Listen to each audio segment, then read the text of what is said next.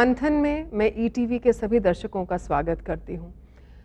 आज हम लोग मंथन करेंगे कि आखिर ये बढ़ती हुई सड़क हादसों के लिए और उन मौतों के लिए कौन जिम्मेवार है। और हमारे साथ हैं मुस्कान फाउंडेशन से Pramod Bhasin ji, NHM additional mission director doctor Neeraj K Pawan, RTO Jaipur Vijaypal Singh ji. आप सभी का हमारे कार्यक्रम में बहुत बहुत स्वागत। नमस्कार, स्वागत। टॉपिक बहुत बड़ा है जी कि सड़क दुर्घटनाओं के लिए कौन जिम्मेवार है, क्योंकि इसमें बहुत कुछ आ जाता है। इसमें आरटीओ का रोल आ जाता है, हेल्थ और डॉक्टर्स का रोल आ जाता है, एनजीओज का रोल तो है ही, साथ में हम लोग सड़क ले लें, रेड लाइट्स ले लें, ट्रैफिक पुलिस ले लें और हम लोग भारत की जनता। लेकिन इनको थोड़े से मुद्दों को शिफ्ट करते हुए मैं सबसे पहले नीरज जी आपसे ये पूछना चाहूंगी, कितनी हद तक सड़क दुर्घटनाओं के लिए ये बात जिम्मेवार है कि हम लोग राह चलते जो किसी की दुर्घटना हुई है उसकी मदद नहीं करते? देखिए, लंबे समय से कई वजहों से आम जनता में ये बात घर कर गई है कि अगर सड़क पर कोई दुर्घटनाग्रस्त व्यक्ति है तो उसको तुरंत मदद देने की बजाय, खुद ले जाने की बजाय हम उससे पल्ला झाड़ने का प्रयास करने की एक मंतव्य सा बन गया है। जो आपके साथ एक्सपीरियंस हुआ तो वो तो इस बात का प्रूफ है कि पल्ला झाड़ी दें तो शायद बेहतर रहेगा। लेकिन वो जो घटना मेरे साथ हुई उसके बाद मेरा यह मानना है कि कुछ घटनाएं क्रांति का सूत्रपात करती हैं। मैं माफी चाहूंगी नीरज जी, जब हमारे टनल में, घाट की गुनी वाली टनल में आगरा रोड पे जब घटना हुई थी तब भी बहुत आक्रोश हुआ था और तब भी उसको ऐसे ही माना गया था कि इसके बाद शायद हमारी सोच बदल जाएगी। शायद साल से ऊपर हो गया, कुछ नहीं बदला। मैं पूरी जिम्मेदारी के साथ ये कहना चाहूंगा कि हर उस आम आदमी को जिसको सड़क पर कोई दुर्घटनाग्रस्त व्यक्ति मिलता है उसकी पहली जिम्मेदारी ये है, ये मैं मानती हूँ, सबसे पहले कोई मेडिकल एड उसको मिल जाए। अगर काफी जानों को बचाया जा सकता है। आप मानते हैं भसीन साहब, कोई भी व्यक्ति अपने परिवार का भी तो हो सकता है ना? नहीं, आप मानते हैं भसीन साहब कि अगर सिर्फ दुर्घटनाग्रस्त जो इंसान है, और खास करके मैं शहरी इलाकों में बात कर रही हूँ और अर्बन मतलब सिटीज के अंदर बात कर रही हूँ, मैं हाईवेज की बात नहीं कर रही हूँ, क्योंकि हाईवेज में फिर भी हॉस्पिटल्स दूर होते हैं, इमीडिएटली हॉस्पिटल पहुंचाया जाए तो बहुत जानें बच सकती हैं। आप मानते हैं?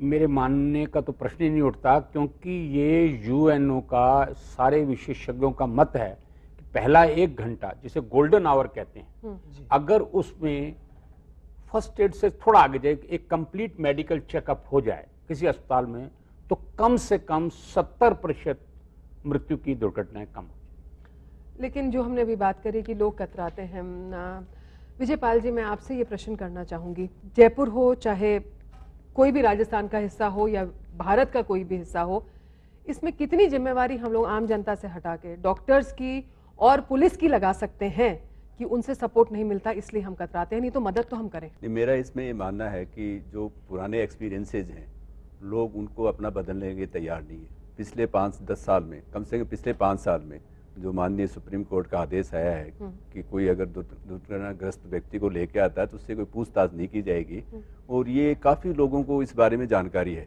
लेकिन अभी लोगों को सिस्टम पे विश्वास नहीं है। लेकिन दूसरा मेरा ये भी मानना है कि अपना न केवल दुर्घटना में, अपने आम जिंदगी के अंदर भी दूसरे साथी नागरिक को या अपने को अपनी मदद करने की एक तरह से प्रैक्टिस ही नहीं है।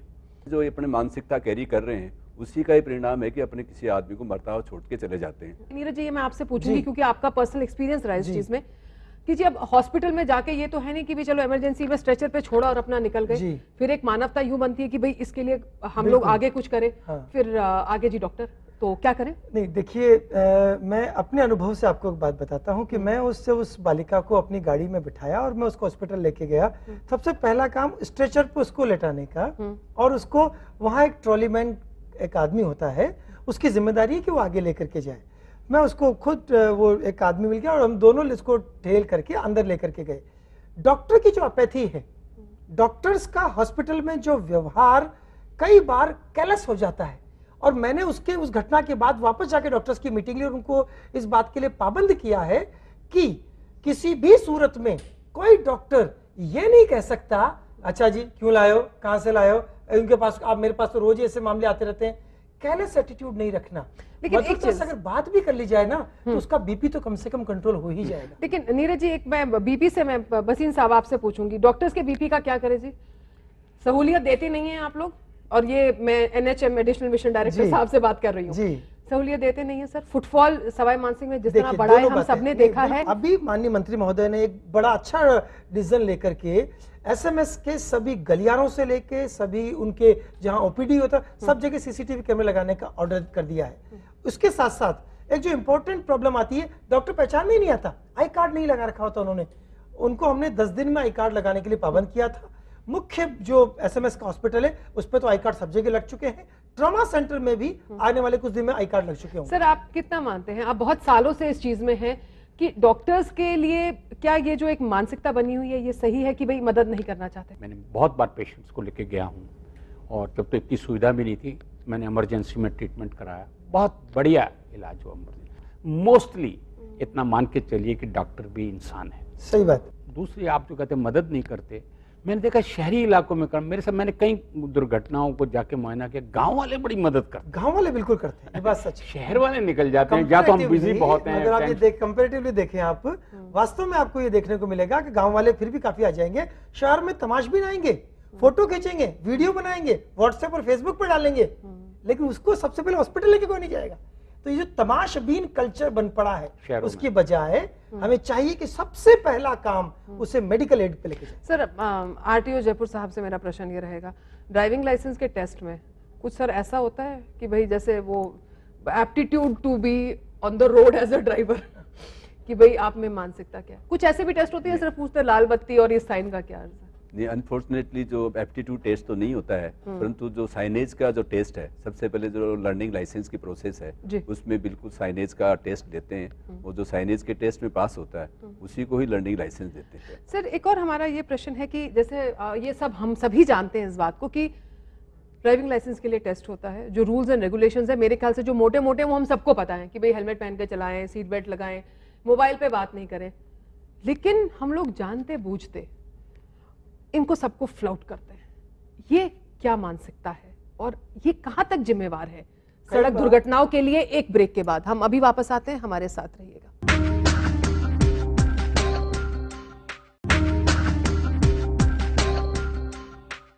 ब्रेक के बाद आप सभी का स्वागत है। जब आपका बच्चा या बच्ची घर से निकले तो उसको ये पूछने की बजाय कि तुमने टिफिन ले लिया, तुमने किताब ले ली, तुम कॉलेज जा रहे हो, क्या हम ये पूछते हैं कि हेलमेट ले लिया? हेलमेट लगाए बिना मत जाना। सर कहाँ तक जिम्मेवार है ये? एक मतलब मेरे को समझ नहीं आता कि जानते बूझते बहुत ब्रेव है सर हम लोग, है ना, हम डरते नहीं किसी से। बसीन साहब देखिए, इसमें हमारी कुछ मानसिकता ही ऐसी हो गई जो अभी सब जगह चर्चा होती है, हर एक को लगता है मेरे साथ एक्सीडेंट नहीं, परंतु पिछले 10 साल के अगर कैलकुलेट कर लें कितने एक्सीडेंट हुए तो हर 10वें घर में एक ना एक एक्सीडेंट जरूर हुआ। ओह माय गॉड, हर 10वें घर में हुआ। Alarming figures. इसीलिए अभी मेरा एनजीओ के मैं क्रिटिसाइज नहीं करना चाहता, बहुत काम हो रहा है। राजस्थान अद्भुत है, राजस्थान शायद हिंदुस्तान की पहली 1-2 स्टेट में थी जहाँ लर्निंग लाइसेंस के लिए टेस्टिंग शुरू हुआ। 2006 राजस्थान सड़क दुर्घटनाओं में मृत्यु में बहुत ऊपर भी है, बहुत ऊपर। पर मैं आपको सिस्टम की बात कर रहा हूँ। हाँ जी। इस सिस्टम को फाइन ट्यून कैसे करें, उसमें जैसे कहते हैं सड़क सुरक्षा सब साझी जिम्मेदारी, इसी तरह सड़क दुर्घटना भी साझी जिम्मेवारी है, नागरिक की, माँ बाप की कर्तव्य है। उल्टा हो रहा है, हम स्कूलों में बच्चों को सिखाते हैं, बच्चे माँ बाप को कहते हैं घर से निकलते वक्त कि पापा आप हेलमेट लगाइए। बच्चे ज्यादा ओबीडियंट हैं। विजयपाल जी आपसे मैं पूछना चाहूंगी कि क्यों नहीं हम लोग ट्रैफिक रूल्स का पालन करते? हमें पता है रेड लाइट पे रुकना है, हमें पता है सीट बेल्ट लगानी है, हमें पता है मोबाइल पे बात नहीं करनी है, वैसे भी जी मुश्किल है ना। हम लोग देखते हैं लोग गाड़ी चला रहे हैं, एक हाथ से मोबाइल को देख रहे होते हैं किसकी कॉल है, 2 व्हीलर पे, 4 व्हीलर पे, और वो दिख रही है आधी लाइन। आपको उनके चेहरे पे वो हल्का सा डर भी दिखता है जब आप लोगों को इतनी बेवकूफ़ी करते देखते हैं। परसिस्ट क्यों करते हैं? क्या थिंकिंग है? मेरा ये मानना है कि अगर इस तरह की सब लोगों को ये जानकारी है कि उसको सड़क सुरक्षा में क्या करना चाहिए, लेकिन उसको फॉलो इसलिए नहीं करते, कहीं ना कहीं जाके अपना जो अनफोर्समेंट है उसकी अपने पास में कमी है, अपने बहुत ज़्यादा लिमिटेशंस हैं। अगर आप कोई गलती करते हो और उसको पकड़े जाने के चांस बहुत कम है तो आप वो गलती करते रहते हो। सर वो 1 मिनट वाला आपका तो ये मतलब हो गया कि लातों के भूत हैं सर, बातों से नहीं मानेंगे? नहीं ऐसा नहीं, बहुत से लोग लातों के भूत नहीं होते, लेकिन वो सिर्फ इसलिए नहीं करते, कोई चेक करने वाला नहीं, एक मानसिकता है अपनी। लेकिन नीरज जी मैं इसमें कहना चाहूंगी, एक बार आपकी विजयपाल जी हम इससे पहले चर्चा कर रहे थे तो वो बिल्कुल सही हुई कि इन्फोर्समेंट की बात बिल्कुल सही है। फिर आ जाएगा जी ट्रैफिक पुलिस कितनी है, वीआईपी एरिया में इतनी लगी होती है, इस एरिया में लगी होती है, हम उसमें नहीं पड़ेंगे। लेकिन एक बात बड़ी सही थी जी विजयपाल जी की, उन्होंने ये कहा कि भाई इन्फोर्समेंट तो वहाँ पे बहुत अच्छा काम करेगी, जहाँ पर भाई 10 लोग 20 लोग लॉ ब्रेक करें। हमारे सड़क पे तो सर 90% लॉ ब्रेक बहुत कर सारे रहे थे। लोग। इसीलिए मैं जो आपसे ये कहना चाह रहा था कि जो ये कई बार बात आती है कि साहब वीआईपी को तो हम ढंग से ट्रीट करते हैं, औरों को हम ट्रीट नहीं करते। हम हमारे हॉस्पिटल्स में हर आम आदमी को ये मान के चलने का प्रयास कर रहे हैं कि वो भी वीआईपी है। जो दुर्घटनाग्रस्त होकर आया है उसे स्पेशल केयर देनी है। जो बुखार में आया है वो भले ही फिर भी लाइन में वेट कर लेगा। जो खून से लथपथ आया है उसके लिए तो भाग भाग के काम करना हमारी ड्यूटी है। और वही हम कोशिश कर रहे हैं कि कम से कम हॉस्पिटल से ऐसे सेंटर हों कि जहां, वो भी सरकारी हॉस्पिटल, कि एक बार कोई दुर्घटनाग्रस्त व्यक्ति आ गया तो पूरी ताकत लगाई जाएगी उसको बचाने में। मैं वापस उसी मुद्दे पर आना चाहूंगी कि हम लोग ट्रैफिक रूल्स मानते क्यों नहीं है।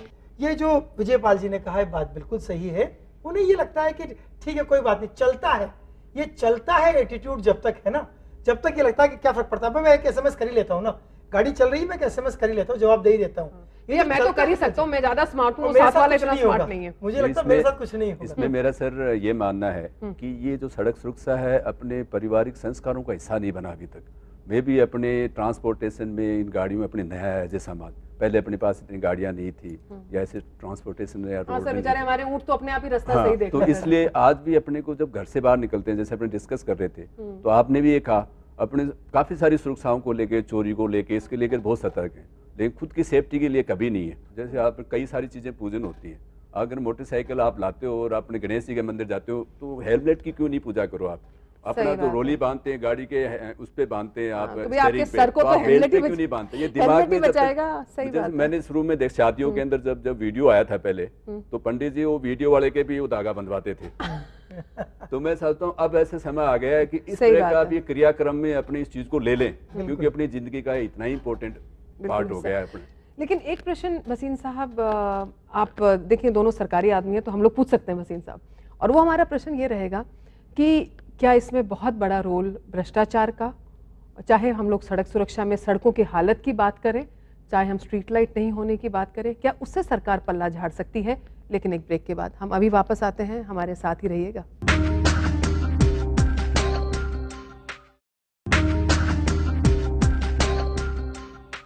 ब्रेक के बाद आप सभी का स्वागत है। जैसा ब्रेक से पहले हमने कहा था कि वसीम साहब आप मुझे ये बताइए कि सड़कों की बुरी हालत, स्ट्रीट लाइट नहीं होना, खड्डे खुदे हुए, हम लोग कुछ भी लगा लें, ये कहाँ तक जिम्मेवार है सड़क दुर्घटनाओं के लिए? देखिए, आपने भ्रष्टाचार का भी प्रश्न पूछा था। शायद भ्रष्टाचार एक पार्ट ऑफ सिस्टम हो चुका है, शायद हो चुका है। उस पर ज़्यादा ना चर्चा करते हुए मैं इतना ही कहना चाहता हूँ, जैसे पहले कहा था कि अगर हम सड़क सुरक्षा को साझी हर एक आदमी अपनी जिम्मेदारी मान ले, और इसमें मानने शुरू हो गए हैं। मैं कुछ इंजीनियर से मिला जिन्होंने बताया साहब जब हमारी सड़क पे मौत होती है तो हम जाके सड़क को दोबारा देखते हैं। सच्ची? ऐसे पीडब्ल्यूडी में हमने क्लास ली तो बोले साहब हमारी जब सड़क में मृत्यु होती है हम दोबारा देखते हैं कि रोड इंजीनियरिंग में डिफेक्ट तो नहीं है। गलती कहाँ हो रही है? गलती कहाँ? और हमारी संस्था को जितना इंजीनियर सिखा रहे हैं आके, परंतु फिर भी आपकी ये बात गलत नहीं है, सब जानते हैं सिस्टम में ये रोड सेफ्टी जैसे वो कह रहे हैं संस्कारों में नहीं आ पा रहा, पारिवारिक परंपरा में नहीं आ रहा, सिस्टम मीडिया में आ गया है, एहसास होने लगा है, इमोशनल लोग डिस्टर्ब होने लगे हैं, पर पार्ट ऑफ दिस सिस्टम बनने की प्रक्रिया भी शुरू हो गई है, पर पूरी तरह नहीं आया। कल को एक इंजीनियर सोच ले कि यार इस सड़क पे मुझे खड्डे 10 दिन में भी भर सकता हूँ और 10 घंटे में भी भर सकता हूँ, 10 घंटे में भरूंगा तो शायद दुर्घटना बच जाएगी। जिस दिन ये थॉट आ गया, आप समझिए कि 70-80% इंप्रूवमेंट आ जाएगा। सर आपको लगता है कि पॉलिटिकल भी थोड़ा सा अपैथी है, क्योंकि अब टू व्हीलर पे और सड़कों पे तो ज्यादातर हम चलते हैं? देखिए मैं आपको चलते तो वैसे सभी हैं, वीआईपी भी चलेगा, सीएम और पीएम भी चलेंगे, पर शायद उनको झटके कम लगते हैं। मेरा अनुभव बिल्कुल उल्टा, मैं भी ये समझता था। आप भी सोचते हैं किसी और बच्चे की दुर्घटना हो, वो संवेदना जिस दिन थोड़ी थोड़ी करके फैल रही है। आज मोहल्ले में एक दुर्घटना होती है और आप घर में कहते हैं आज नाश्ता करने का मन नहीं कर रहा, सुबह सुबह सड़क दुर्घटना बनी है। ये संवेदना जागृत हो रही है। सिस्टम में जितनी जल्दी से जल्दी लाएंगे, और सब लोग इसमें, मैं बार बार कहता हूं, बच्चों का, टीचर्स का, एडमिनिस्ट्रेशन का, एनफोर्समेंट एजेंसीज का, एनजीओ का रोल है, इसको सिस्टम में डालें। आज जो रोड पे पॉलिटिशियन को जितना चलना पड़ता है, आज हर मिनिस्टर को या जितने आज अपने से कई गुना ज्यादा ऑलमोस्ट एवरी डे वो रोड पे रहते हैं। आज उनको सबसे बड़ी चिंता ये बात की हालत इतनी खराब क्यों है? तो वो मतलब उसमें वो अकेला जिम्मेवार नहीं है उसके लिए। आज जो जिस तरह की सड़कें बनती है, अपने पास रिसोर्सेज हैं, अपने को एक्सटेंशन करना, नई सड़कें बनानी है, पुरानी मेंटेनेंस का है, लोग खुद ही सड़क खोद देते हैं। आप देखिए कोई भी छोटा सा फंक्शन हो, आप होली जलाओगे सड़क के ऊपर, वहाँ पे खड्डा बनेगा, उसको कभी नहीं भरेंगे। आपकी गली के अंदर खड्डा है और आप नगर निगम और जेडीओ गालियाँ देते हो, आपका मकान बन रहा है लेकिन वहाँ पे आप डालोगे नहीं। ये तो एक जनरल एपैथी है अपने में, जो अगर सब, जैसे आपने कहा कि अगर सब अपना समझेंगे इस काम को, तो इसलिए अब चिंता तो हर आदमी कर रहा है और हर आदमी अफेक्टेड है। कितने सारे बड़े सीनियर नेताओं की, पॉलिटिशियंस की, ब्यूरोक्रेट्स की सड़क दुर्घटना में डेथ होती है। बिल्कुल होती है और सब ये बहुत दुखद है। चिंता हर सबकी किसी, है। हर एक मौत दुखद है। आप बिल्कुल सही कह रहे हैं। है। और एक चीज मैं आप लोगों से एक जनरल चीज पूछना चाहूंगी। अभी राजस्थान बहुत सारा सुर्खियों में रहा, नेशनल न्यूज के ऊपर भी, हेमा मालिनी जी वाला इंसिडेंट को लेके और एक्सीडेंट को लेके एक प्यारी सी बिटिया की जान भी गई। हर तरफ से ये इंसिडेंट बहुत दुखद था। इसके साथ में बहुत सारी और बातें जुड़ जाती हैं, खास करके वीआईपी स्टेटस, किसकी मदद कब हो, किसकी कहाँ हो। तो फिर उस टाइम पे सरकारी रोल कहाँ पे रह जाता है? आप कहते हैं कि फोकस रहता है गवर्नमेंट हॉस्पिटल्स के ऊपर, क्या हम लोग फोकस कहाँ रहे? फोकस उस जान को बचाने पे होना चाहिए। हर व्यक्ति अगर अपनी जिम्मेदारी का निर्वहन अच्छे से करे, डॉक्टर हॉस्पिटल में ढंग से इलाज करे, रोड इंजीनियरिंग से रोड सही बनी हुई हो, ट्रैफिक के रूल्स आम जनता खुद पालन करे, एनजीओ आम जनता तक इस मैसेज को सही ढंग से पहुंचा दें। और जहां दुर्घटना जो हुई है, इस घटना की जब अपन बात कर रहे हैं, वहां जो भी व्यक्ति खड़ा था जिसकी वजह, अगर उसको समय पर मेडिकल एड नहीं मिल पाई, अगर, मुझे पूरी घटना की जानकारी नहीं है, अगर समय पर एड नहीं मिल पाने की वजह से उस बालिका की अगर डेथ हुई है, तो इससे दुखद कुछ नहीं हो सकता। वहां हर व्यक्ति, चाहे वो सरकारी हो चाहे प्राइवेट हो, जो कोई भी उस घटना के समय वहां खड़ा था और साक्षी था, उसकी पहली त्वरित प्रतिक्रिया ये होनी चाहिए थी कि उस बच्ची को भी हॉस्पिटल लेके जाते। वीआईपी हमारे लिए सब होने चाहिए। जो घटना जिसके साथ हुई है वो सब वीआईपी है, हमारे लिए सब बराबर है। मौत औकात देख के नहीं आती। नहीं, बिल्कुल। विजयपाल जी, मैं आपसे पूछना चाहूंगी, किस तरह से हम लोग ड्राइविंग लाइसेंस जो ले रहे हैं उनमें थोड़ी सी एक मानवता का एहसास, और जैसे जो गुड समैरिटन लॉ आ गया है उसकी भी उनको जानकारी दें कि आज आप सड़क पर एक जिम्मेवार एडल्ट बन के उतर रहे हो 18 साल के होते हुए ही, आने वाली जनरेशन भी अगर अच्छे ड्राइवर्स हों, ट्रैफिक रूल्स का फॉलो करें और दूसरे की मदद करें, क्योंकि सब कुछ फॉलो करते हुए भी एक्सीडेंट होता है जी, वो तो हो ही जाता है, उसका हम लोग कुछ नहीं कर सकते, कम होंगे पर एक्सीडेंट होंगे। तो हम लोग इस चीज को किस तरह से आप सोचते हैं कि इनकॉर्पोरेट हो सकता है? सेंसिटिविटी फिल्म्स दिखा के, या फिर हमारे यहाँ ये होता है कि भी ड्राइविंग लाइसेंस देने के बाद बहुत बहुत सालों तक हम इंसान को पूछते नहीं है, 5 ईयर विजिट्स, कुछ आपको लगता है और होना चाहिए? बिल्कुल। सबसे पहले जो अपने को जो इस तरह की फैसिलिटीज क्रिएट करनी पड़ेंगी, जिसमें अपने जो ड्राइविंग लाइसेंस देते हैं उससे पहले का हम उनको कोई ऐसी फिल्म दिखाएं, उनको एक साइकोलॉजिकल एक उनको टेस्ट लें या बताएं कि भाई आप एक अच्छे ड्राइवर को कैसे कैसे फॉलो करना चाहिए। और उसको बार बार जब भी जैसे सड़क सुरक्षा सप्ताह हो, या इस बार हमने जैसे ग्राम पंचायतों के अंदर हमारा किट भेजा, तो ग्राम पंचायत की बैठक हो तो उसमें उसको बारे में बार बार उसको कॉन्शियस किया जाए। आप तीनों का बहुत बहुत धन्यवाद हमारे कार्यक्रम में आने के लिए। नमस्कार। तो ये था जी मंथन आज सड़क दुर्घटनाओं पर। जैसे मंथन किया, आप लोग भी यही समझे होंगे कि सांझी जिम्मेवारी है, हर जान कीमती है। आइए आगे बढ़ें और हर जान को बचाने का प्रयास करें, सतर्क रहें, अपने लिए, अपनों के लिए और दूसरों के लिए भी। अगले रविवार फिर होगा मंथन, तब तक जय हिंद।